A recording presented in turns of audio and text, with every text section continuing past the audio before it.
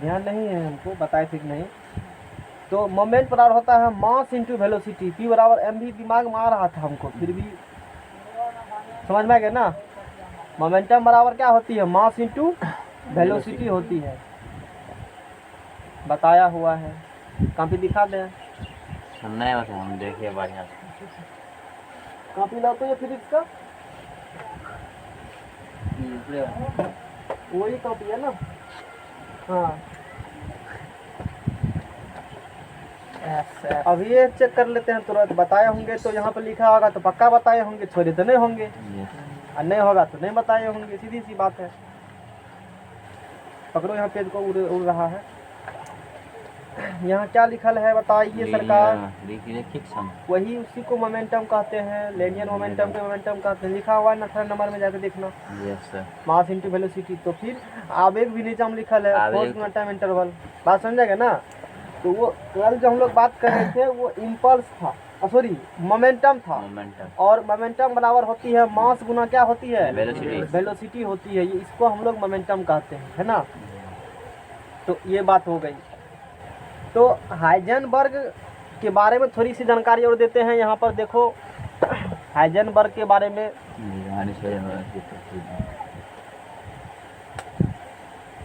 ये जर्मन भौतिक वैज्ञानिक वर्नर हाइजेनबर्ग, आदमी का नाम है। हाइजेनबर्ग क्या है, वर्नर हाइजेनबर्ग। हाँ पूरा नाम उसका हो गया वर्नर हाइजेनबर्ग, है ना। ये एनसीईआरटी अपना है।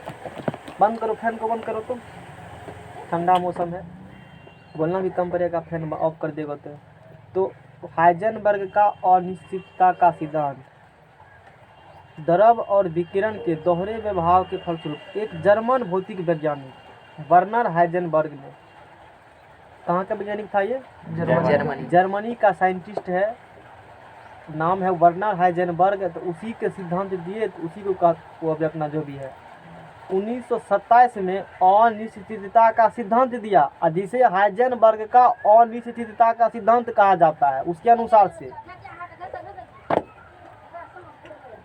इलेक्ट्रॉन, कोई पार्टिकल मान लो लिए हैं हम, है नहीं, यदि इलेक्ट्रॉन या इलेक्ट्रॉन जैसे जो सूक्ष्म पार्टिकल है, इलेक्ट्रॉन या इलेक्ट्रॉन जैसे जो सूक्ष्म पार्टिकल है, उसका तुम पोजीशन मतलब स्थान, जगह कहाँ रहता है वो, और मोमेंटम बराबर मास इंटू वेलोसिटी, दोनों एक साथ नहीं मालूम कर सकते हो।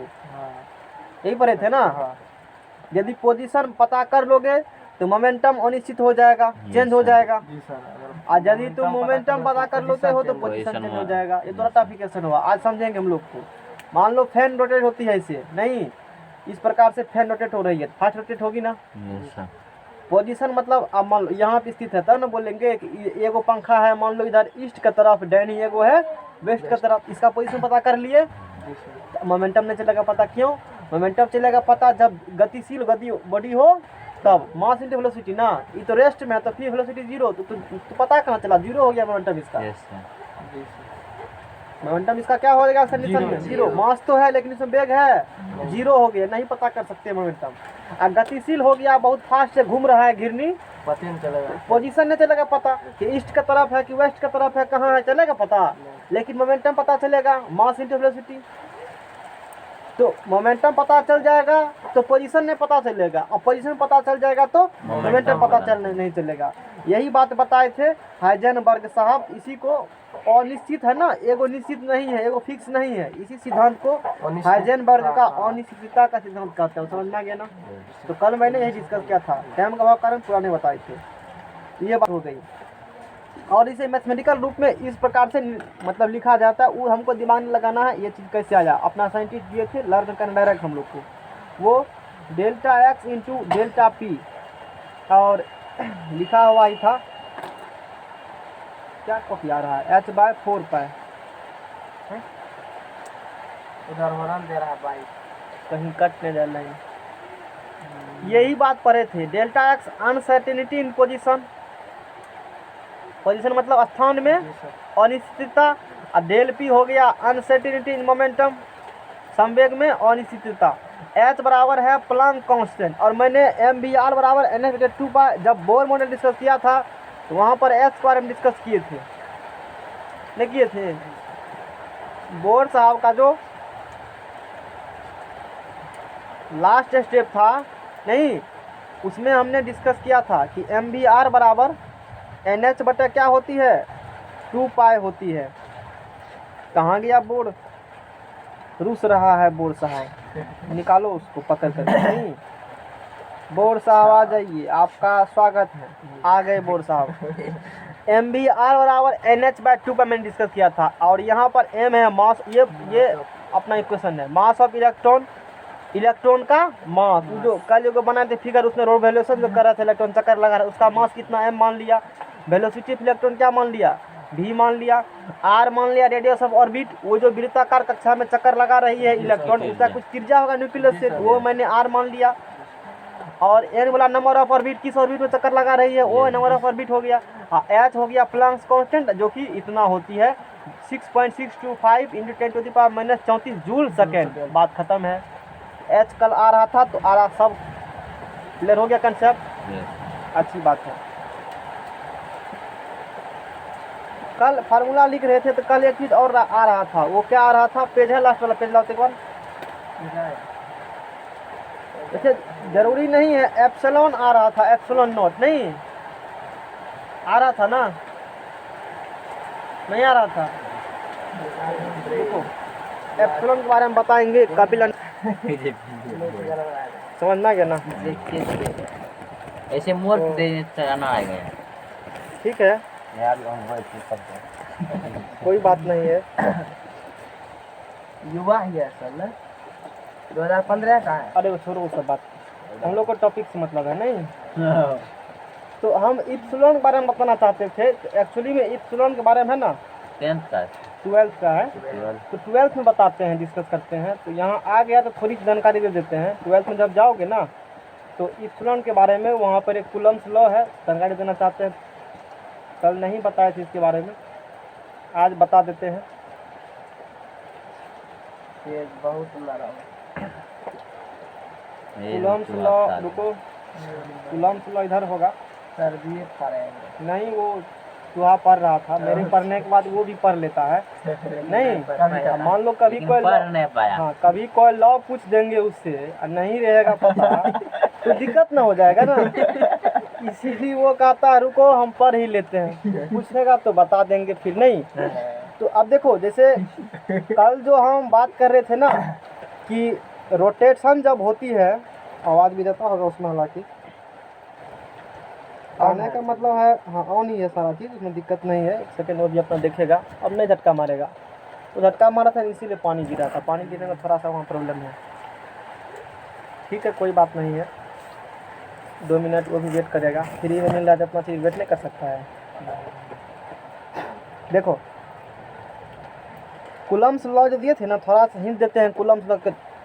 जैसे कल एगो लास्ट वाला पेज है किसी के पास, वही तो है। अच्छा ठीक है कोई बात नहीं है। कल जो इलेक्ट्रॉन चक्कर लगा रहा था ना यहाँ पर कक्षा में, यस सर, तो ये इसका न्यूक्लियस नाभिक है, ठीक है। ये इसका त्रिज्या आर है, एम वेलोसिटी चक्कर, एम मास है उस मतलब इलेक्ट्रॉन का, एम मास है, और वो भी वेलोसिटी चक्कर लगा रही है। तो 2 प्रकार का फोर्स, एक लगेगा सेंटर तरफ, एक लगेगा सेंटर के बाहर तरफ, नहीं लगेगा ना, इस प्रकार फोर्स लगती है। तो वहाँ पर इप्सिलॉन आया था, क्या आया था इप्सिलॉन। तो इप्सिलॉन नॉट को देख लो, यहाँ से वहाँ जब जाओगे सिग्नल दे, इप्सिलॉन नॉट को कल जो डिस्कस किए थे वो क्या है बताओ, इसको पढ़ना है जी। Epsilon not EPSILON, epsilon 12th का है फिजिक्स, पूरा नहीं है, इसका एक वर्जन और है। इप्सिलॉन नॉट और जीरो नॉट, इप्सिलॉन नॉट पर हो या पर हो जीरो, क्या पढ़ोगे इप्सिलॉन नॉट, इतना मोटा ही एक ठो और फिजिक्स है, मतलब फेर है रमाइन का, लारूदल रमाइन का। तो इसको क्या पढ़ना है, इप्सिलॉन नॉट, जीरो को नोट पढ़ा जाता है NOUGHT, या जीरो ही मतलब इस प्रकार से कहते हो। ये क्या होती है, ये होती है permittivity of vacuum, permittivity of vacuum, Hindi में कहते हो निर्वात नहीं, कल वो आया था ना इप्सिलॉन नॉट। Yes. अब बाकी जो भी ऐसा कॉलम जानवे करते हो, एस तो प्लैंक्स कांस्टेंट है, अब Yes, सब sir. चीज जानवे करते हो, यही नया आया था। यस तो निर्वात की, विद्युतशीलता हाँ 12th में जाओगे डिटेल से जानना, विद्युत शीलता शीलता वहाँ पर डिस्कस किया जाती है टॉपिक को। और या विद्युतशीलता को ही क्या कहते हो? परावैद्युता परावैद्युतता। निर्वात की विद्युतशीलता या परावैद्युतता जान लेना सिर्फ हमको। और इसका एक वैल्यू है, इप्सिलॉन नॉट का एक वैल्यू है 8.854 into 10 to the power -12 -12 coulomb square per newton per metre. Epsilon R भी है, कल इप्सिलॉन आर भी आया था, वो नहीं आया था, नहीं आया था तो उन्हें जानना है। तो बस और इतना ही जानना है इप्सिलॉन नॉट के बारे में। बात समझ में गया ना? बहुत सारी बात वहाँ पर जाओगे तो वहाँ पर करते हैं, लेकिन नहीं जानना है अभी यहाँ पर हम लोगों को। आर भी आया था, नहीं आया था, देखो तो नहीं होगा इप्सिलॉन आर, हम कह रहे हैं ना।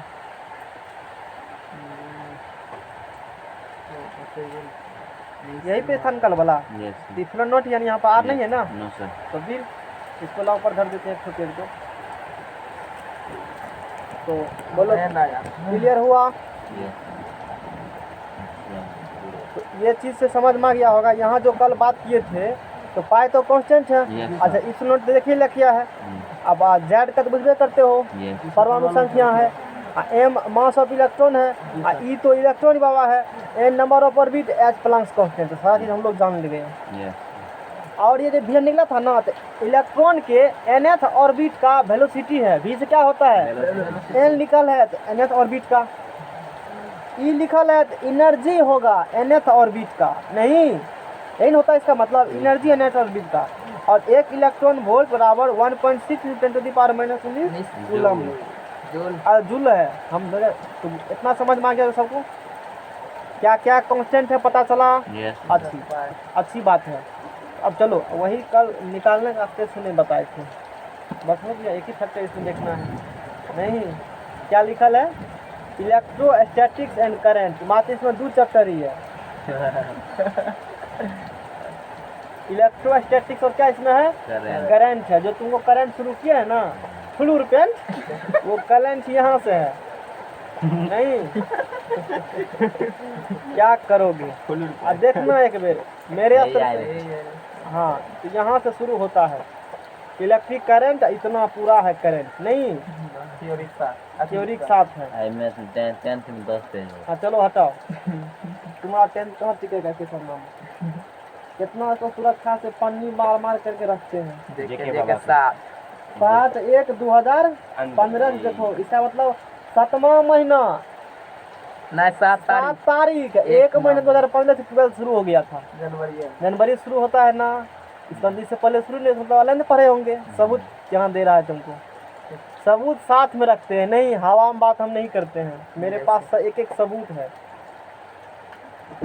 चलो तो अब मैंने इसके बारे में जानकारी दे दिया। अब जितना भी कांस्टेंट कल बताए थे सारा क्लियर हो गया होगा, कोई दिक्कत यहाँ से नहीं है दिक्कत। तो हाइजेनबर्ग का जो है वो भी समझ में आ ही गया होगा।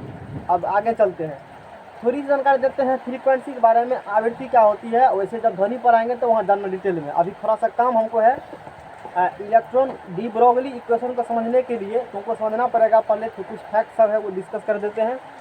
आइंस्टीन का रिलेटिविटी थ्योरी थोड़ा वो भी बताएंगे, फिर आगे चलेंगे। ई और mc² जो पढ़ा था, एनर्जी और मास। चलो ठीक है। फ्रीक्वेंसी आवृत्ति क्या होती है? आवृत्ति बताए, किसी को पता है? आवृत्ति नहीं पता है? ये पॉलिटेक्निक एंट्रेंस के इम्पोर्टेंट है, इससे क्वेश्चन हर एक बार आता है फ्रीक्वेंसी से, तुम ध्यान से देख लेना इसको।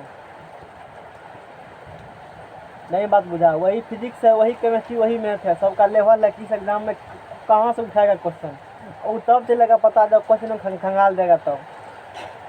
तो वही सब पॉसिबल है। वैसे कैसे चलेगा पता हमको? यही टॉपिक आएगा एग्जाम, इस यहाँ से क्वेश्चन देती है, वो तभी चलेगा पता जब बहुत क्वेश्चन में देख लेगा, कई प्रकाशन का, कई एग्जाम का, तब चलता है पता। इस एग्जाम का ये ट्रेंड चल रहा है, मार्केट में इस एग्जाम का भी ये ट्रेंड चल रहा है। नहीं कहता अभी रियलमी का मतलब चलती है, नहीं कहते हो? तो वही बात होती है सारे के एग्जाम में। तो फ्रीक्वेंसी आवृत्ति क्या होती है, थोड़ी सी जानकारी मैं देता हूँ इसके बारे में। HI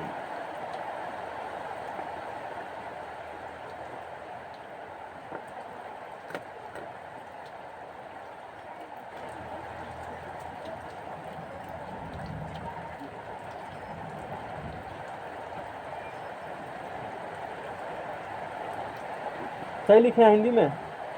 आवृत्ति इसे हम लोग न्यू क्या पढ़ेगा, इसको न्यून न्यू न्यू पढ़ना न्यू नहीं, न्यू न्यू लिखल है, बी को थोड़ा सा पुछड़ी मोड़ देगा तो न्यू हो जाएगा। ये सिंबल, नया सिंबल आ गया एक ठो न्यू, ध्यान रखना है तुम लोग को इस बात को। तो फ्रीक्वेंसी आवृत्ति का मतलब होती है जब कोई, हाँ इसे हम लोग हर्ट्ज में बताए भी थे, हर्ट्ज या पर सेकेंड में करते हैं मेजरमेंट। यस सर फ्रीक्वेंसी का फार्मूला बताओ, फ्रीक्वेंसी का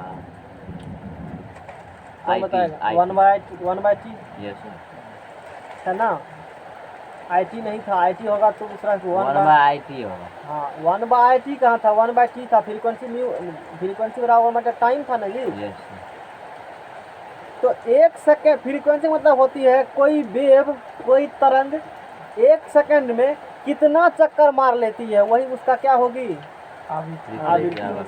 नहीं एक सेकंड में कितना कितना चक्कर चक्कर मार लेती है वही उसकी फ्रीक्वेंसी होगी। देखिए तुम एक सेकंड में क्या पैडल मारता है, वही तुम्हारा क्या है, फ्रीक्वेंसी है। एक सेकंड में क्या चक्कर मार लेते हो, कहेगा हम 5 चक्कर, तो 5 तुम्हारा फ्रीक्वेंसी हो गया, 5 हर्ट्ज हो गया, समझ में आ गया। या 5 पर सेकंड, यानी कि एक सेकंड में 5 चक्कर मारते हो तुम, तो फ्रीक्वेंसी 5 है। तो ये जान लिया मैंने। और यहाँ से हर्ट्ज मेजरमेंट करते हो या करते हो पर सेकंड में, तो यहाँ से क्या कर सकते हो, एक हर्ट्ज, देखो जेड सफिक्स में ऐसे लिखा जाता है, थोड़ा सा ध्यान देना। एक हर्ट्ज बराबर S1 पर सेकंड हो गया, ठीक है। अब जैसे हम लोग बात करेंगे वेवलेंथ का, क्या किसका बात करेंगे, वेवलेंथ का बात करेंगे। तरंग जैसे फ्रीक्वेंसी मैंने सीख लिया, वेवलेंथ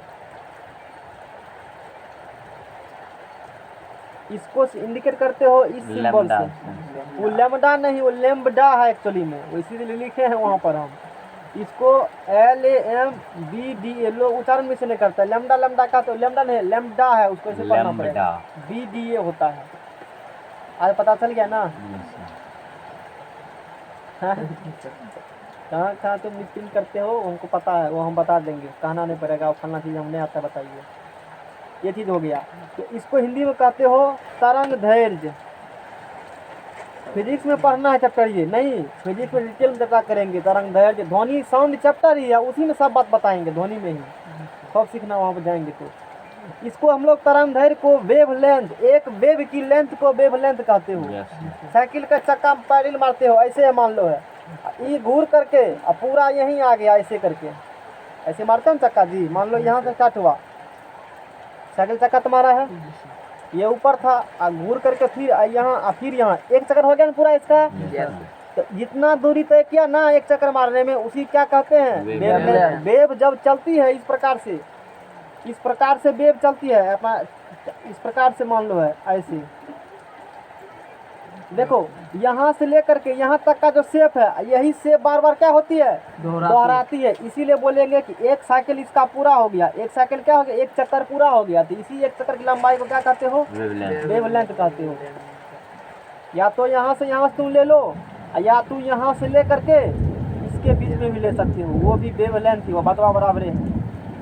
यही शेप को बार बार क्या करती है, वो साइन एक्स बराबर है, साइन एक्स कॉस एक्स अपने आप क्या कर रिपीट करती है ना। यस सर, बताए भी थे। Yes sir. यहाँ भी वही बात है, वही इसी टाइप का। इसी वेव लाइट भी जो प्रकाश भी जो है इसी प्रकार से गमन करती है जी सर। जब पढ़ेगा तू 12th में तो पता चलेगा, लेकिन 10वां में बताया, 10वां में स्ट्रेट लाइन गमन करती है और 12th में वही प्रकाश बदल जाती है।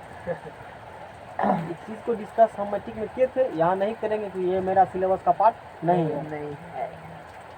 तो अब ये बात होगी वेवलेंथ के बारे में। तो इसको हम लोग जो है ना मीटर में, इन मीटर, अरे लंबाई है तो मीटर में नापेगा ना, यस सर।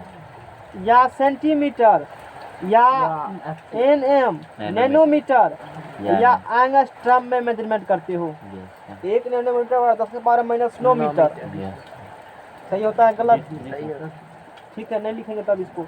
अब लिखा भी यहाँ पर है, हम देखो किए थे, तुम लोग देख लिया होगा। No, sir. नहीं जानते। 1 नैनो ये देख लिया होगा। 1 नैनोमीटर बराबर 10 के पावर बराबर 10 माइनस 9 मीटर और 1 एंगस्ट्रम बराबर 10 के पावर माइनस 10 मीटर। ये बात थोड़ा ऐसे बता देंगे ना तो अब तो तुम्हारा डी बराबरी क्वेश्चन आसान हो, नहीं तो फिर दिक्कत कर देगा। नहीं, ये बात हो गई। अब देखो एक रिलेशन है लैम्डा बराबर सी बाय न्यू, लैम्डा बराबर लैम्बडा, क्या पढ़ना है? लैम्बडा। हाँ, कोई कहेगा लैम्डा, कहना एक बार लिख कर दिखाओ तो स्पेलिंग उसका इंग्लिश में आ जाएगा वहीं पर। सही सही में वो मतलब कभी लिख करके पढ़ा है कि मुँह से बोला है? कहना एक बार लिख कर दिखाओ, वो पक्का LAMDA लिखेगा लैम्डा। तू देख लेना एक बार, आजमा ही लेना तू, हम तो बहुत को आजमाए हैं। नहीं आजमाना। ये बात लैम्डा बराबर सी हुआ, क्या हो गया? न्यू हो गया। न्यू क्या है? फ्रीक्वेंसी है। लैम्डा क्या है? वेवलेंथ है। और सी क्या है? बाबा सूर्य भगवान की velocity of light, speed of light. Where lambda बराबर वेवलेंथ, क्या होगा? लैम्डा बराबर वेवलेंथ। नहीं, लैम्डा बराबर सी बराबर स्पीड ऑफ लाइट। बताएंगे पवन जी, बताइए कितना होता है? यहाँ क्या लिखल है? हाँ तो बताइए क्या होती है? पता है? फर्स्ट डिवीजन बताओ। Second division. बताओ पवन कुमार क्या होगा? लिखल है वही तो, और क्या लिखल है तो नहीं पढ़ने आता है? हिंदी में बता देते हैं, प्रकाश की चाल। क्या चीज में सर? पूछो न, हम तो सीधा प्रकाश की चाल अपने जानते हैं। आयु में सर? हम बताओ ना सब चीज मुझे जानते हैं। 332। 332 कितना? 332 हाँ? क्या 332? आयु ने चाल कितना होता है? क्या 332?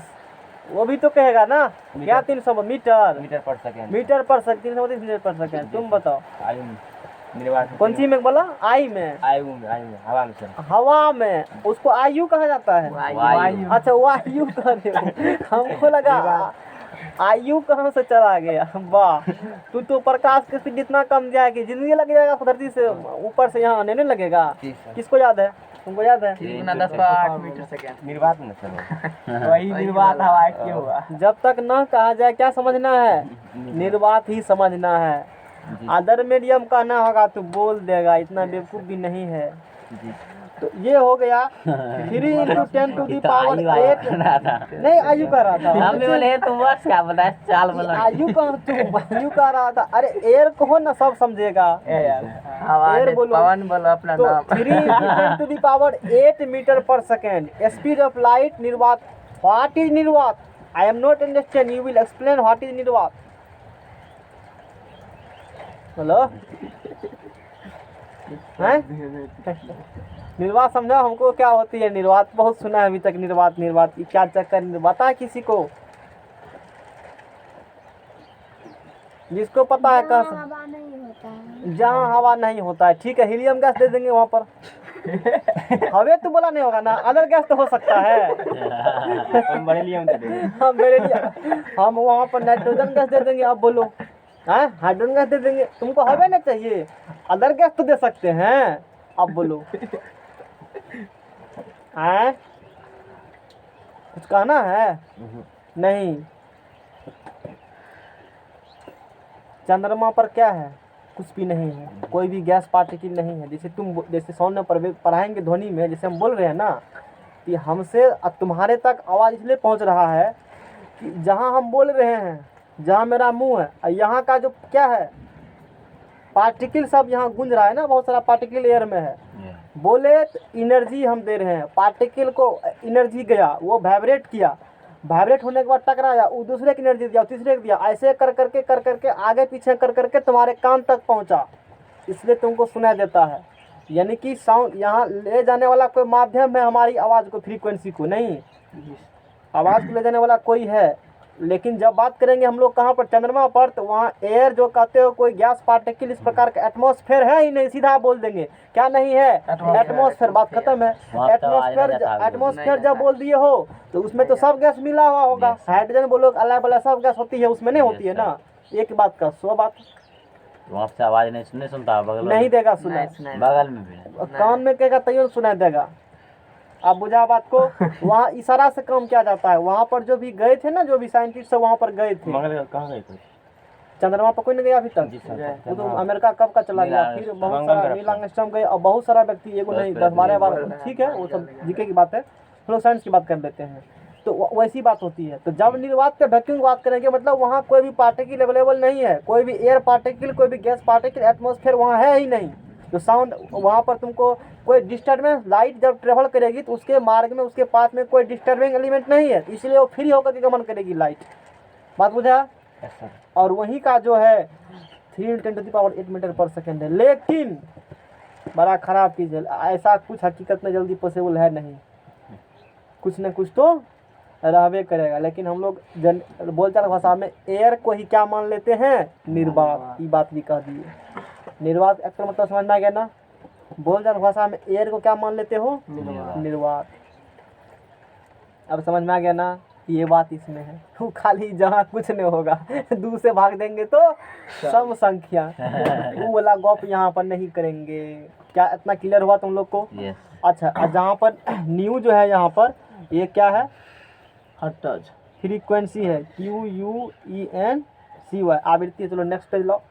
ये मैंने बताया इसके बारे में। तो यहाँ से तू लैम्डा बराबर निकला C/न्यू, इसको रिक्वेस्ट करो इस भाई साहब थोड़ा यहाँ जाइए, तो ये उधर जाएगा, तो यहाँ से एक निकलेगा वैल्यू, न्यू का निकलेगा वैल्यू, नहीं यहाँ से देखो, हाँ उसमें भी लिखा जाएगा। ठीक है, अगला पेज में लिख देते हैं, लो। तो यहाँ से जब वैल्यू तू निकालेगा, न्यू का निकालेगा वैल्यू, तो बोलो यहाँ से न्यू का वैल्यू क्या होगा, लैम्डा। न्यू का वैल्यू यहाँ से हो गया C/λ। इस दोनों का हम लोग यूज करेंगे भविष्य में कभी। अब थोड़ा सा बताते हैं आइंस्टीन साहब के बारे में। नहीं तो एनर्जी बराबर h/न्यू, यहाँ जब लाएंगे तो एनर्जी बराबर h/न्यू आएगा। ठीक है, तो प्लांक्स क्वांटम थ्योरी क्या होती है, थोड़ी सी जानकारी लो, क्योंकि ये सब अच्छा के इलेक्ट्रोमैग्नेटिक रेडिएशन और इलेक्ट्रोमैग्नेटिक वेव्स, ये में energy carry Planck's only for electron. ठीक है, कोई बात नहीं, ये सब चीज़ बता ही दिया है मैंने, बाकी का जानकारी नहीं है। ठीक है, और नोमिकल इस पर जाएंगे ना, चैप्टर नोमिकल ढेर सारा करेंगे, जो अभी पढ़े हो लैम्डा सेम्डा, जो भी 2 दिन का फार्मूला बहुत करेंगे नोमिकल, टेंशन नहीं लेना का है। एनसीईआरटी का सब नोमिकल हम लोग करेंगे। तो अब यहाँ से थोड़ा सा आइंस्टीन थ्योरी ऑफ रिलेटिविटी के बारे में चर्चा करते हैं। जो आइंस्टीन साहब थे उसके बारे में चर्चा करेंगे। आइंस्टीन था जो जी बाहर निकाल के रखा हुआ था, कभी एक फोटो इस प्रकार का था, आइंस्टीन है। नहीं, न्यूटन नहीं, न्यूटन नहीं होगा, फोटो मानो थर्ड आइंस्टीन का फोटो दिखा तो दिखाते हैं, वही होगा, कारण था उसके पीछे। ठीक है, आइंस्टीन थ्योरी ऑफ रिलेटिविटी, सापेक्षता का सिद्धांत। आइंस्टीन नाम आदमी का नहीं, आइंस्टीन बोल दो, उसमें जर्मनी था, देखो ना उसमें लिखा होगा, कहीं लिखा होगा, वो नहीं जरूर एग्जाम में पूछेगा वो। रिलेटिविटी नहीं होगा शायद, जल्दी नहीं मिलेगा, कहीं होगा लिखा हुआ जरूर, आइंस्टीन के बारे में पक्का दिया। वही है साइंस ने तो बोले था। तो ये इसका इमेज हो गया, नहीं युवा का मत उस समय था, तो ये इमेज हो गया उसका, नहीं 40 बाद में थोड़ा सा और उम्र हुआ तो ये इमेज हो गया, और देखो अब बाद में ये इमेज हो गया। अच्छा, ये किसी को पता है ऐसे क्यों किया ये? नहीं, अब मान लो बहुत बड़ा साइंटिस्ट थे, नहीं सब लोग आ रहे थे, कहता था थोड़ा सा अलग लुक में फोटो खिंचाइए, थोड़ा सा अलग लुक में फोटो खिंचाइए। एक बार परेशान हो गए, खाना खा रहे थे, बोला थोड़ा सा लुक दीजिए, जिए निकाल दिया बाहर, लो यार आप फोटो खींचो। नहीं तो उसी कंडीशन का है ये। ठीक है, और इसके पीछे अपना बहुत सारा कहानी है, वो हम लोग करेंगे। अल्बर्ट आइंस्टीन है, ठीक है, ठीक, बहुत सारा उनने जरूरी है। ठीक है, कभी बता देंगे इसके बारे में कहानी, कभी बड़ा डमसी आएगा तो वहाँ पर शायद फिजिक्स में या कौन फिजिक्स में वहाँ बताएंगे, नहीं उस बारे में। ठीक है, तो आइंस्टीन जो साहब थ्योरी दिए थे वो थ्योरी था E बराबर, तुमको देखना होगा, एक बार देखना डॉक्यूमेंट्री इसके बारे में। मास MC²।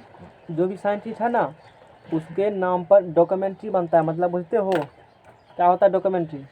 उसके बारे में जीवनी, उसके जीवन के बारे में बताया जाता है और उसके मतलब लाइफ का जो सबसे बड़ा खोज है ना, रिसर्च, उसके बारे में 20-30-25 मिनट का एक शॉर्ट मूवी बनता है। वो तुमको आइंस्टीन साहब के बारे में मिल जाएगा, देख सकते हो, देखना है तो। बात समझ में गया ना? तो इसके E बराबर mc², आइंस्टीन्स मास एनर्जी रिलेशनशिप, इसको कहते हो मास, इसे कहते हो एनर्जी। उसी में संबंध हुआ EINSTEIN, आइंस्टीन्स मास एनर्जी रिलेशनशिप। ये जो थ्योरी है आइंस्टीन साहब बोल रहे एनर्जी और मास एक ही चीज़ है। मास को तुम कन्वर्ट कर सकते हो एनर्जी में और एनर्जी कन्वर्ट कर सकते हो मास में। जितना आसानी बोलने में है, 1 सेकंड में 2 सेकंड में बोल के निकल गए, उतना आसान ये चीज़ नहीं है। बहुत बड़ा कंसेप्ट है साइंटिस्ट का, नहीं, लेकिन हम लोग को अभी जानना नहीं है। जब BSc लेवल में पढ़ेगा केमिस्ट्री फिजिक्स तो वहाँ पर बहुत डिटेल में चर्चा करेंगे, वहाँ पर जो भी पढ़ाएगा चर्चा करना नहीं। तो हम लोग को ये कितना जानना है, आइंस्टीन थ्योरी रिलेटिविटी, आइंस्टीन साहब ने मास को एनर्जी में कन्वर्ट कर दिया, या एनर्जी किस में कन्वर्ट कर दिया, मास में। बोला एक ही चीज़ है, जैसे एनर्जी नॉट बी क्रिएटेड, ऊर्जा को ना ही तुम नष्ट कर सकते हो और ना ही बना सकते हो। Not be created and neither be destroyed, नहीं है। हम लोग ऊर्जा को ना तो उत्पन्न कर सकते हैं ना ही उसे नष्ट कर सकते हैं। वो एक रूप से दूसरे रूप में क्या होती है, ट्रांसफर होती है। यह है ना थ्योरी, ऊर्जा संरक्षण का सिद्धांत इसे कहा जाता है, फिजिक्स में पढ़ाएंगे। ये ऊर्जा संरक्षण का क्या है, सिद्धांत है। उसी प्रकार से आइंस्टीन थ्योरी रिलेटिविटी है कि हम एनर्जी को मास में कन्वर्ट कर सकते हैं और मास को एनर्जी में कन्वर्ट, जिसके पास जितना मास होगा उसके पास उतना एनर्जी होगा। ये दोनों दूसरे क्या प्रोपोर्शनल है। और यहाँ पर देख लो, यहाँ पर वेयर C बराबर वेलोसिटी ऑफ लाइट या स्पीड ऑफ लाइट, नहीं, और जो कि है 3 × 10⁸ मीटर पर सेकेंड। M बराबर मास ऑफ बॉडी, जिसका निकालना होगा वो चीज़ है। M बराबर क्या हो गया, स्मॉल m लेना, मास ऑफ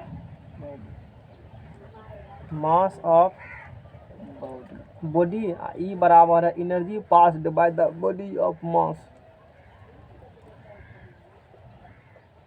एनर्जी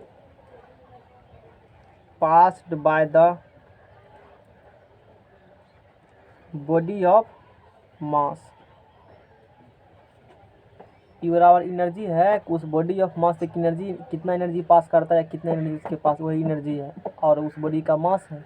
किसी बॉडी का मास ले लो, किसी भी बॉडी का, जैसे इसी का मास ले लो, स्पीड ऑफ लाइट ले लो, उससे निकल जाए, उस प्रकार से बैठेगा ना फार्मूला, आप निकल जाएगा उसके बाद कितना एनर्जी है।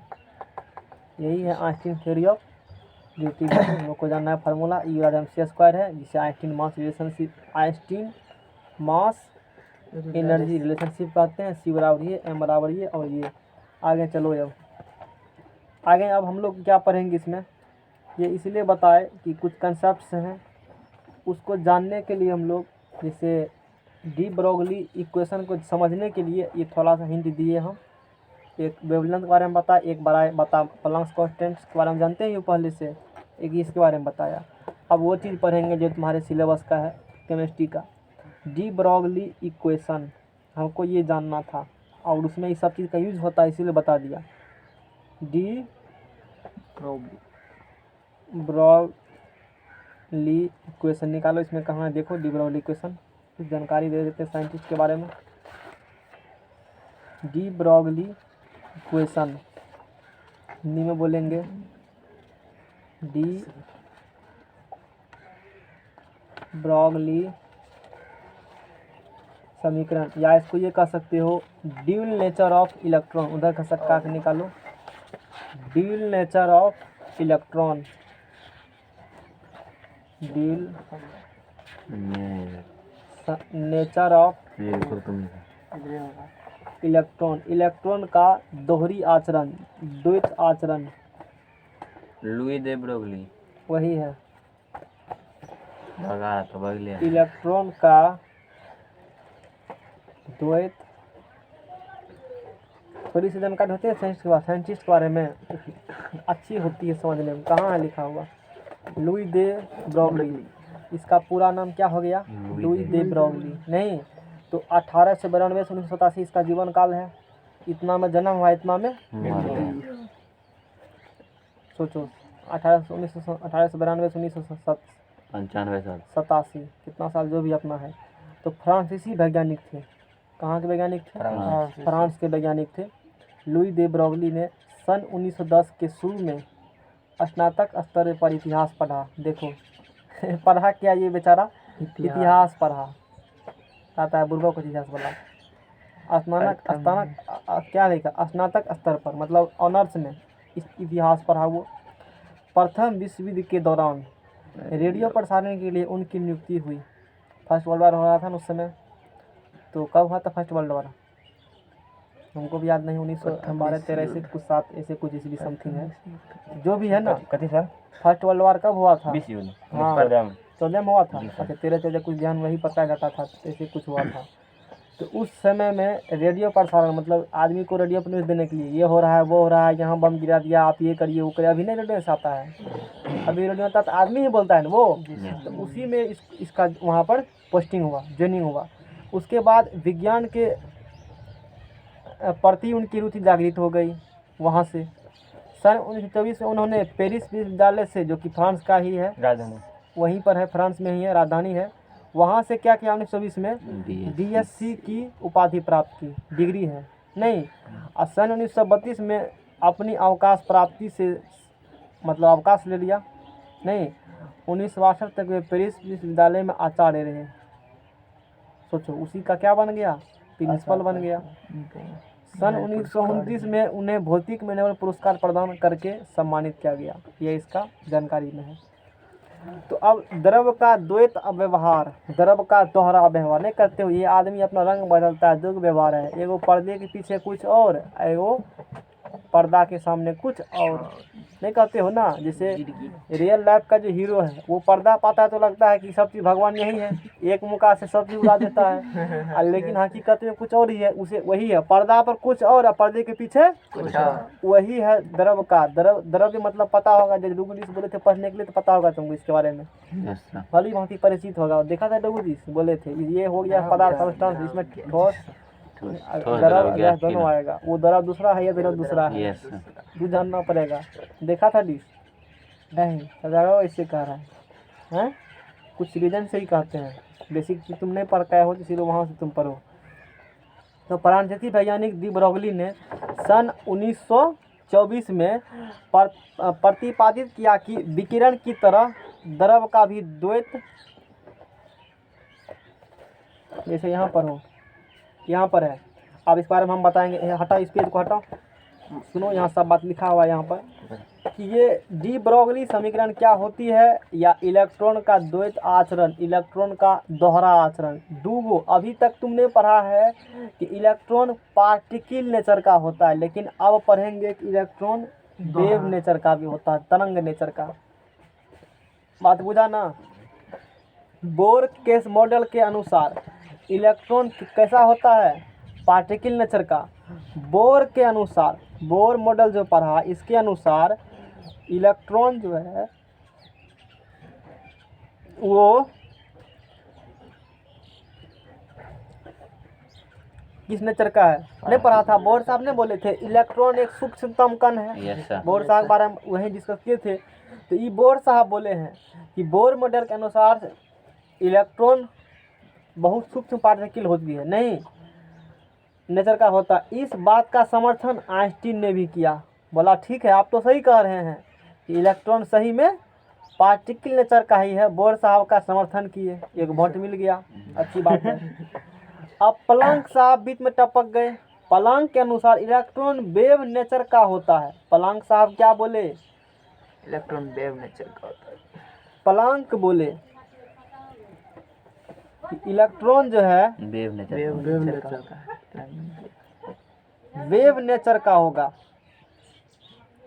फिर से सुनो, बोर साहब बोले कि इलेक्ट्रॉन किस नेचर का होगा?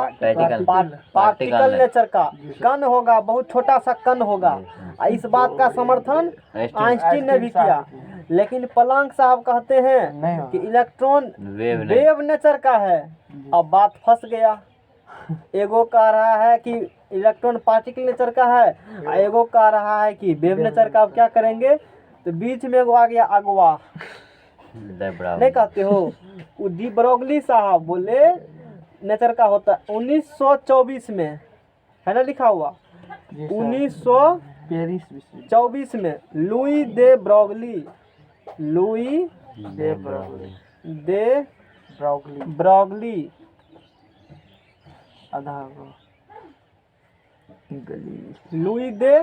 ब्रोगली ने कहा कि ये क्या कहा कोई बात नहीं है, इलेक्ट्रॉन जो है वो पार्टिकल नेचर के साथ साथ वेव नेचर का भी होगा। मतलब पार्टिकल नेचर का भी होगा और देखो नहीं, अब प्लस वेव नेचर का भी होगा। आएगा अपना समीकरण दे दिए, वेव नेचर का होगा।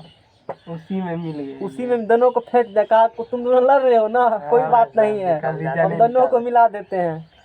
यही चालाकी है साइंटिस्ट का। वो रूल देगा ना, एगो वर्ड चेंज करके कहेगा मेरा रूल है ये, तुम रूल दे देना एक ठो, कहना मेरा रूल है। तो बोर साहब बोले कि इलेक्ट्रॉन पार्टिकल नेचर का है। इसका समर्थन आइंस्टीन ने भी किया। प्लैंक साहब बोले कि नहीं, इलेक्ट्रॉन वेव नेचर का होता है, तरंग ऐसे ऐसे गमन करेगा, सांप के तरह जैसे गमन था ना, ऐसे ऐसे इस प्रकार से जैसा ना ग्राफ से गमन करती है। फिर 1924 में लुई दे ब्रोगली बोले कि इलेक्ट्रॉन पार्टिकल नेचर का भी होता है और वेव नेचर का भी होगा।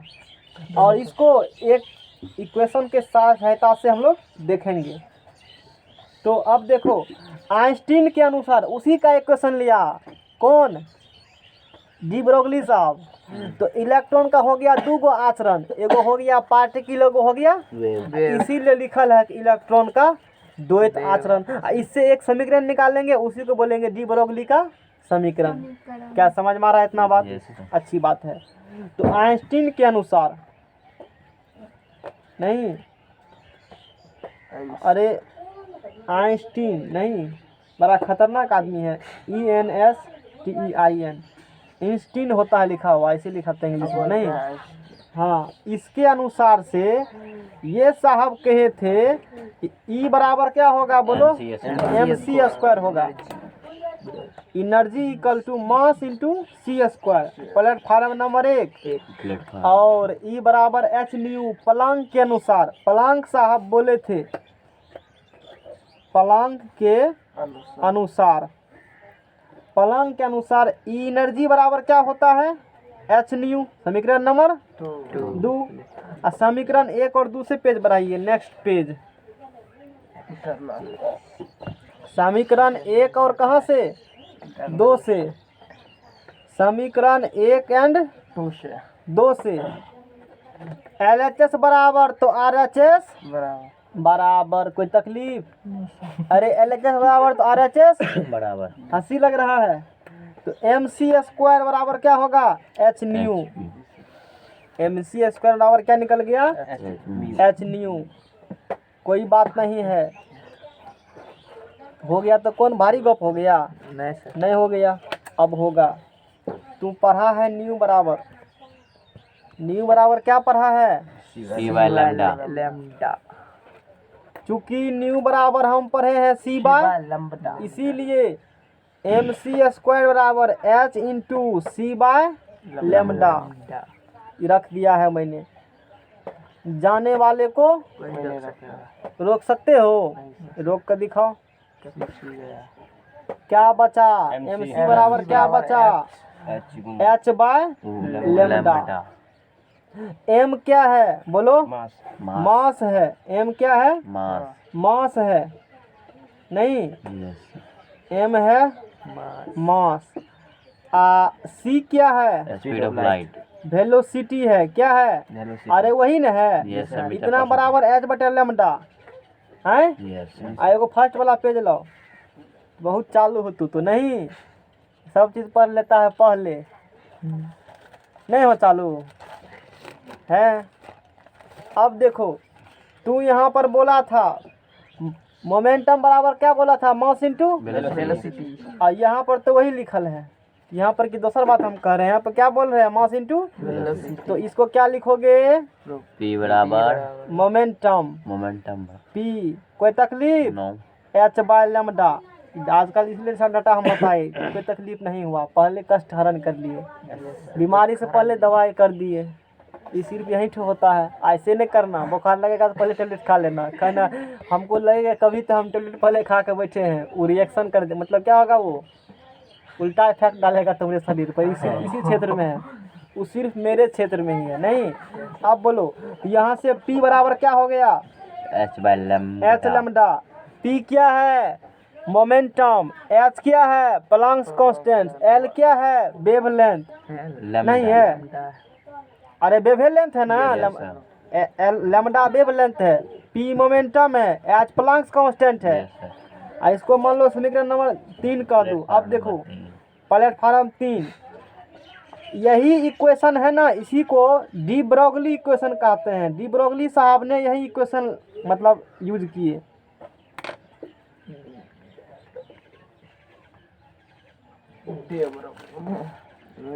इसी को क्या कहते हो, समीकरण 3 जो है डी ब्रोगली इक्वेशन कहलाता है। इसी को बोलेंगे डी ब्रोगली इक्वेशन। क्या ये डी ब्रोगली साहब का कथन समझ में आ गया है ना, इसी को कहते हो। अब कभी कोई पूछ देगा बताओ कि डी ब्रोगली इक्वेशन क्या है, तो क्या बोलेगा, P बराबर एच बाय लैम्डा। P क्या है, मोमेंटम, H क्या है, लैम्डा क्या है, तरंग दैर्ध्य है। इसी को डी ब्रोगली इक्वेशन कहते हो। इस समीकरण से स्पष्ट होता है कि इलेक्ट्रॉन का संवेग जो है, इलेक्ट्रॉन का संवेग मोमेंटम जो है, उसके वेवलेंथ का व्युत्क्रमानुपाती होता है, क्योंकि ये बटम है ना। इलेक्ट्रॉन का मोमेंटम उसके वेवलेंथ क्या है, एच तो कांस्टेंट ही है, उसका वैल्यू सेम नहीं होगा सबके लिए, लैम्डा सिर्फ चेंज होगा। तो इलेक्ट्रॉन का संवेग जो है, मोमेंटम जो है, उसके वेवलेंथ का व्युत्क्रमानुपाती रिवर्स होता है, यानी कि ये घटेगा तो ये बढ़ेगा, ये बढ़ेगा तो ये घटेगा। कैसी होती है रिवर्स प्रोसेस। क्या यहाँ तक समझ में आया? अगला प्रोग्राम शुरू करो यार। किलोग्राम।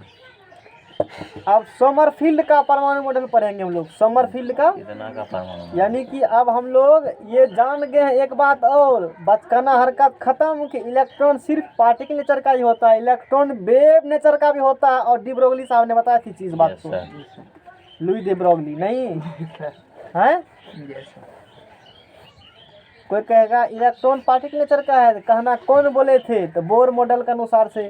समर्थन कौन किया, आइंस्टीन समर्थन किया। किसने बोला इलेक्ट्रॉन वेव नेचर का है, बोलो प्लांक साहब बोले। उधर से बीच में चले गए डी ब्रोगली साहब अगवा बनने के लिए, बोला ठीक है हम इलेक्ट्रॉन पार्टिकल नेचर का भी होगा और वेव नेचर का होगा। उससे इक्वेशन निकाले, P बराबर एच बाय लैम्डा, इसी को डी ब्रोगली इक्वेशन कहते हैं हम लोग। और यहाँ पर मोमेंटम जो है वेवलेंथ के बीच अनुपाती होती है। आप पढ़ेंगे सोमरफील्ड का परमाणु मॉडल। फिर एगो साइंटिस्ट परमाणु बारे में कुछ बोले नहीं, अपना अपना वक्तव्य दिए, तो हम क्या करेंगे उसमें, नहीं बोले थे। बोर मॉडल पकड़ेगा तो खाली मॉडल पढ़ेंगे, उसके बाद बोलते गए हम लोग करते हैं। सोमरफील्ड का एटॉमिक मॉडल, सोमरफील्ड निकालो, सोमरफील्ड उसमें बेचारा के बारे में कुछ जान लेते हैं।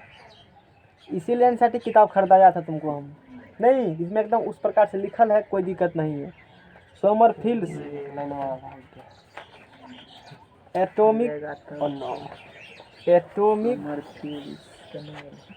उधर से बारो, उधर से एटॉमिक मॉडल, सोमरफील्ड का परमाणु मॉडल। अरे कितना टाइम हुआ, अभी तो मेरे पास टाइम है।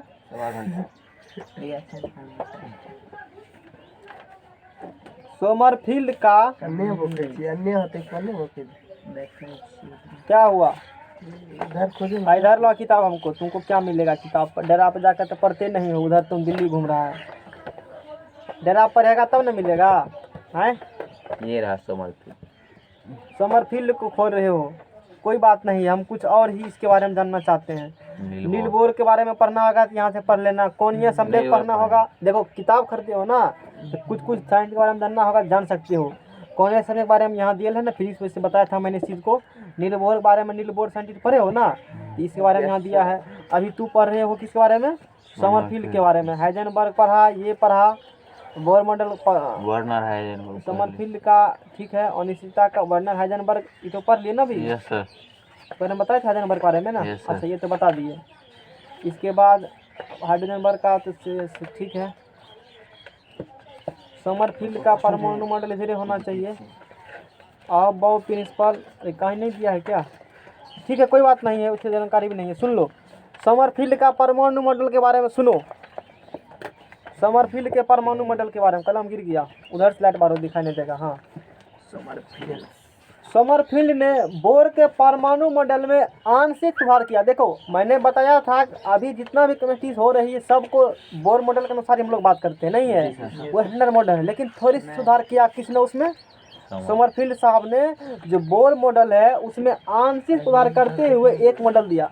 शांति से सुनो, छोड़ो उस बात को। समरफील्ड ने बोर के परमाणु मॉडल में आंशिक सुधार करते हुए एक मॉडल दिया। उसी मॉडल को समरफील्ड का परमाणु मॉडल कहते हैं। क्या बोले समरफील्ड साहब? बोले बोर के अनुसार ऑर्बिट वृत्ताकार होता है। बोर के अनुसार ऑर्बिट जो है वो क्या होती है? वृत्ताकार होती है। ये कौन बोले थे ये बात? बोर साहब बोले थे। जबकि समरफील्ड के अनुसार ऑर्बिट वृत्ताकार तो होती है, उसके साथ साथ अंडाकार भी होती है, कुछ अंडाकार टाइप से होती है ऑर्बिट। एक राती नहीं, इसको खुजली हुआ, अंदर जाकर के रिसर्च किया, बोला नहीं आप बोर साहब थोड़ा सा मिस्टेक किए हैं, वृत्ताकार से अंडाकार भी होगा। तो ये समरफील्ड साहब के अनुसार वृत्ताकार का अंडा, वृत्ताकार के साथ साथ अंडाकार, वृत्ताकार के साथ साथ नहीं, ऐसे सबको खुजली होगा। अंडाकार होती है, आगे भी आएगा फिर को। अंडाकार होती है। अंडे देखते हो ना किस प्रकार से, ऐसे Yes. यही शेप अंडा कुछ इस प्रकार से देंगे हम लोग, ऐसे होती है। ऑर्बिट कक्षा होती है। इससे पहले हम लोग सर्किल पढ़े थे और उसके बारे में हाइड्रोजन स्पेक्ट्रम के बारे में भी पढ़े थे। उसके nth ऑर्बिट का त्रिज्या निकाले, एनर्जी निकाले, वेलोसिटी निकाले, 3 बार एनालिटिकल भी कराए थे उस पर हम, तो वो भी किए। बोर साहब बोले कि ऑर्बिट वृत्ताकार होती है। समरफील्ड साहब बोले वो तो ठीक है ना, वो वृत्ताकार थोड़ा सा अंडाकार भी होगी, थोड़ा सा मेरा बात ले लीजिए, थोड़ा सा आंशिक सुधार किया, उतना से फर्क नहीं पड़ती है, लेकिन हाई लेवल पर तो फर्क पड़ती है, हम लोग लेवल में सब चलेगा। ऑर्बिट की दूरी नाभिक से जितना अधिक होगी उसका इलेक्ट्रिकल नेचर उतना ही अधिक होती है। ऑर्बिट की दूरी, मान लो जैसे इस प्रकार से ऑर्बिट है, ये क्या ऑर्बिट है, ये क्या है ऑर्बिट, ये नाभिक है। तो कक्षा की दूरी, ऑर्बिट की दूरी नाभिक से जितना अधिक होती है उसका अंडाकार प्रकृति उतना अधिक होगा। मतलब जैसे जैसे तुम ऑर्बिट से नाभिक से और ऑर्बिट, नाभिक और कुछ नहीं है, न्यूक्लियस और ऑर्बिट के बीच का दूरी जितना अधिक होगा अंडाकार प्रकृति उतना ही अधिक होगा। सिंपल सी बात है, वही कहा है। ऑर्बिट की दूरी, कक्षा की दूरी, कहाँ से कक्षा की दूरी? नाभिक से। कक्षा की दूरी कहाँ से? नाभिक से। जितना अधिक होगा उसका अंडाकार प्रकृति उतना ही अधिक होगा। बात खत्म है। छोटा सा मान लो ऐसे अंडा बनाएगा, लगेगा वृत्ते है, नहीं लगेगा ना। और जैसे जैसे बड़ा बड़ा बनाएगा लगेगा ना हाँ सही अंडा है, अंडाकार प्रकृति जैसा थोड़ा सा दिखेगा। यही साहब समरफील्ड के अपना नाम दर्ज करा लिए थी केमिस्ट्री के इतिहास में। कितना क्लियर हुआ? और केमिस्ट्री के इतिहास में अमर हो गए, समरफील्ड अमर रहे। आगे चलते हैं हम लोग। समभारिक समन्यूट्रॉनिक बारे में बता दिए थे नहीं। और इसके बाद जो सबसे अभी तक का जो इम्पोर्टेंट टॉपिक 2 को पढ़ा मैंने, अभी तक जो एटॉमिक स्ट्रक्चर में सबसे इम्पोर्टेंट था वो था बोर मॉडल, और उसके बाद है क्वांटम नंबर। पढ़िए क्वांटम नंबर। हाँ बताओ, क्वांटम नंबर के बारे में जानकारी दो हमको। नेक्स्ट पेज तब तक क्वांटम नंबर लगते में पढ़ाएंगे। लगाना पड़ेगा, लगाओ पेज लगाओ और बैटिंग करेंगे हम लोग। यहाँ हम लोग इसमें उल्टा क्वांटम नंबर के बारे में पढ़ रहे हैं। एक क्वांटम फिजिक्स भी है और क्वांटम मैकेनिक्स भी है। नहीं, वो हाई लेवल जब तुम पढ़ोगे तो वहाँ पर डिस्कस किया जाता है। लाइट यहाँ पर मारो। Quantum number, quantum number, quantum संख्या।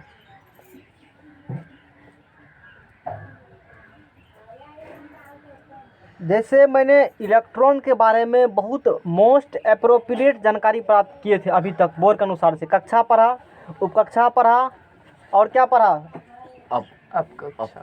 उपकक्ष पढ़ा, ऑर्बिट, सब ऑर्बिट। ऑर्बिट को कोई सेल भी कहते हैं और सब ऑर्बिट को कोई सब सेल भी कहते हैं, कहीं देखा होगा। ऑर्बिटल को वही ऑर्बिटल ही सब कहते हैं। तो अलग अलग बुद्ध को अलग अलग मिल सकता है। जैसे इलेक्ट्रॉन कहाँ रहता है कोई पूछेगा तो बोलेंगे कक्षा में रहती है। पहले तो बोलेंगे परमाणु के अंदर रहेगा। परमाणु के अंदर कहाँ भाई, तो कक्षा में चक्कर लगाती है। अच्छी बात है, कक्षा में चक्कर लगाएगी ना। कक्षा में कहाँ मिलेगी हमको वो, तो कक्षा में सब ऑर्बिट मिलेगा। सब ऑर्बिट के अंदर ही कौन होगा, ऑर्बिटल से मिलेगी। तो वो तो और जानकारी अधिक बताना होगा इलेक्ट्रॉन के बारे में, तो उपकक्षा नहीं, तो वो क्वांटम नंबर के सतह से बोलेंगे। ये क्वांटम नंबर हम पढ़ेंगे। ये जो क्वांटम नंबर है, क्वांटम संख्या, वह संख्या नंबर एक प्रकार की है। परमाणु में उपस्थित इलेक्ट्रॉन के बारे में पूर्ण जानकारी प्राप्त करना। जैसे मान लो अभी कौन पावन होगा, नज़दीक है, होली। मान लो एग्जाम्पल लेते हैं, दशहरा। होली ही लोग उसको अच्छा समझेंगे हम लोग। और मान लो कोई बाहर का आदमी जानेगा कि हम होली में कहाँ अपने गांव आए हैं, होली खेलने के लिए आए हैं ना, तो मोस्ट प्रोबेबिलिटी है कि गांव में रहेंगे और वो भी प्रोबेबिलिटी है कि घर के आसपास रहेंगे। लेकिन कहाँ रहेंगे एग्जैक्ट लोकेशन बताना होगा। तो वही है क्वांटम नंबर, इलेक्ट्रॉन के बारे में एग्जैक्ट लोकेशन बताएगा।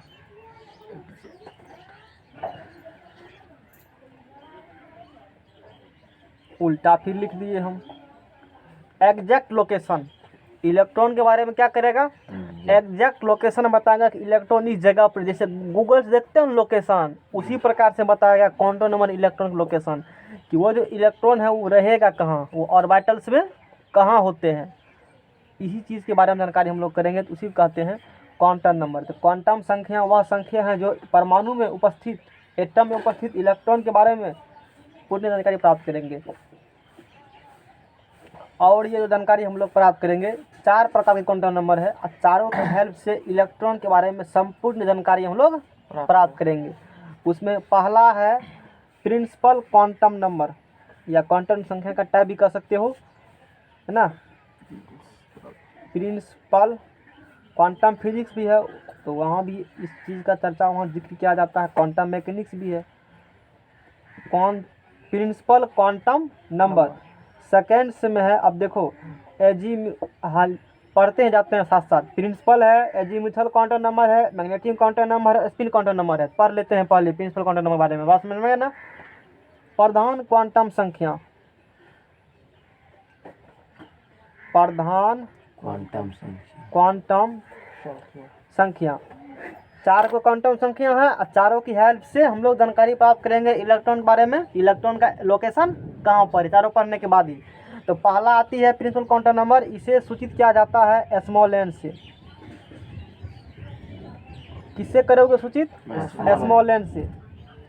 यह कक्षा, और एन क्या बताता है, कक्षा की संख्या। प्रिंसिपल क्वांटम नंबर बताएगी कक्षा की संख्या कि कौन कक्षा में बाबा इलेक्ट्रॉन है। एन क्या बताएंगे, कौन सा। प्रिंसिपल क्वांटम नंबर को स्मॉल एन से सूचित करेंगे, शॉर्टकट नाम रामू श्यामू जैसे कहते हो, एम के जे के जो भी अपना है, उसी प्रकार से प्रिंसिपल क्वांटम नंबर का एन से सूचित किया जाता है इसको। और ये कक्षा की संख्या बताएगी, क्या वो कक्षा है ये बताएगी, इसके बारे में जानकारी देगी नहीं। इसका मान जो है, इसका वैल्यू जो है, इसका वैल्यू जो है वो 1 to इन्फिनिटी होता है। किसका, एन का वैल्यू, वैल्यू मतलब एन का मान 1 से ले कहाँ तक, अनंत तक होगा। और ये कक्षा के ऊर्जा स्तर को भी सूचित करता है, एनर्जी लेवल को। सारी बात लिखा हुआ है कि जैसे हमने पढ़ा है, कक्षा का संख्या जैसे जैसे बढ़ेगा, ऑर्बिट का संख्या जैसे जैसे क्या होगा, बढ़ेगा। जैसे फर्स्ट ऑर्बिट की बात करेंगे, सेकंड ऑर्बिट की बात करेंगे, थर्ड ऑर्बिट की बात करेंगे, फोर्थ की बात करेंगे। जैसे जैसे कक्षा की संख्या आगे चलते हैं उसके पास एनर्जी क्या होती है, बढ़ती जाती है। यही पढ़े थे, यस अच्छी बात है। तो ये जान गया किसके बारे में, हम प्रिंसिपल क्वांटम नंबर के बारे में और जानकारी प्राप्त करेंगे जो कि यहाँ से मिलेगी तुमको। जैसे हम लोग बात करेंगे फर्स्ट ऑर्बिट का बात करेंगे, किसकी बात करेंगे हम लोग, फर्स्ट ऑर्बिट की बात करेंगे हम लोग। फर्स्ट ऑर्बिट पहला कक्षा, तो उस कंडीशन में n बराबर 1 होगा और उसको हम लोग क्या बोले थे, के सेल बोले थे, नहीं बोले थे, याद करो उस चीज़ को। यस सर बोर मोटर का सर बताया भी था इस Yes, चीज़ sir. को। का प्रधान क्वांटम संख्याओं को इंडिकेट करते हो n N से, से। इसका वैल्यू 1 से अनंत होगा, पूरा बढ़ता रहेगा। Yes. अब जैसे जानवे ये सब बात जानते ही हो। सेकेंड ऑर्बिट, सेकेंड ऑर्बिट बारे में, तो उस कंडीशन में सेकेंड ऑर्बिट n बराबर 2 और उसको क्या बोला था, एल सेल बोला था। चलो थर्ड ऑर्बिट के बारे में बोलो, थर्ड ऑर्बिट के बारे में n बराबर 3 के L M shell. Fourth orbit के बारे में बोलो, फोर्थ ऑर्बिट वाले में n बराबर 4 के एल एम एन सेल। इसी प्रकार से जो भी है और आगे क्या होगा सब बढ़ते रहेगा। इतना ही जानना है, आगे नहीं जानना है सब बात। इतना समझ में आ गया ना। जी सर। ये बताए किसके बारे में, प्रधान क्वांटम संख्या के बारे में बताया। अब नेक्स्ट है एज्यूमुथल क्वांटम नंबर है। तुम्हारा ग्रुप आदमी आ गया है, आ गया, नहीं पढ़ाएंगे आज ये क्वांटम नंबर, लंबा है ये, छोड़ देते हैं इसको, कल पढ़ाएंगे। यहीं पर क्लोज कर।